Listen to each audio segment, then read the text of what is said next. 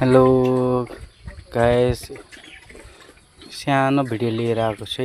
आज फेरि मेरो सुँगुर बनाउने जग्गा चाहिँ यही हो। तपाईहरुलाई कहिले देखाएको थिएन।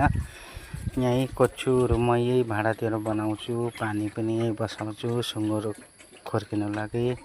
मेरो जग्गा चाहिँ यही हो गाइस, यही जग्गामा हो मेरो सुँगुर खोर पनि यही छ। हेर्न सक्नुहुन्छ होला। आज तपाईहरुलाई धेरै दिनको बादमा फेरि भिडियो लिएर आएको छु गाइस।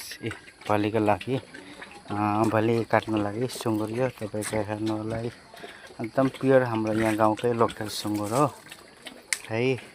बेसी त हैन, 60-70 केजीको हुन्छ।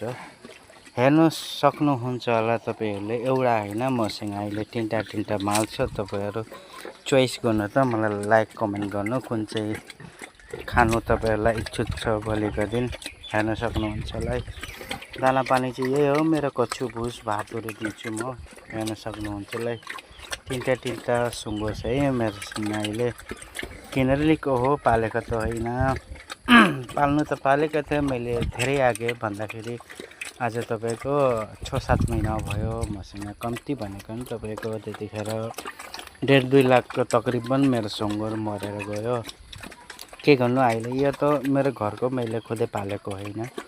भयो मैले यिनीहरु लिएको कति दिन जस्तो। यो कालो चाहिँ तपाईको 1.5-2 महिना जस्तो हो।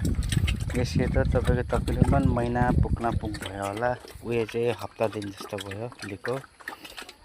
के गर्नु, अब यस्तै हुने रहेछ जिन्दगीमा।